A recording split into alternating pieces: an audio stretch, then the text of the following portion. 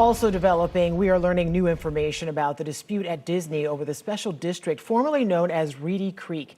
In a stunning move, just weeks before the state of Florida took control of Disney's special taxing district, the company entered into agreements with the former Reedy Creek board. Yeah, those agreements take power away from the new board appointed by Governor Ron DeSantis. News 6 investigator Mike DeForest is here to show us how it happened and what's next. Mike, Disney says it followed Florida's sunshine laws? That's right, Matt. These are the written agreements which shifted power from Reedy Creek to Disney, and they were approved during a public meeting which anyone could have attended. And it happened before Florida lawmakers and the governor made any changes to Disney's special taxing district.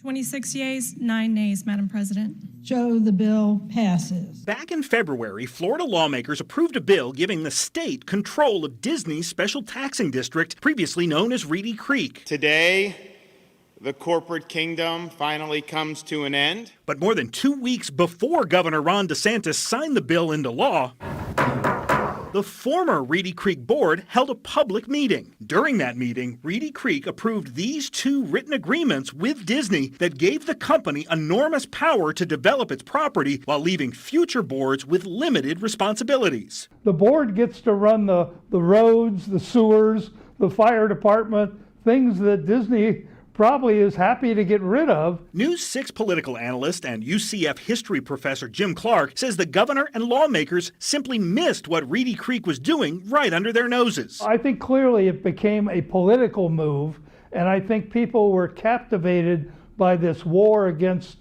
Disney and woke capitalism, as they called it, and maybe did not pay enough attention to the details. We need to make sure we ask for any additional public comment. Any comments, questions by anyone?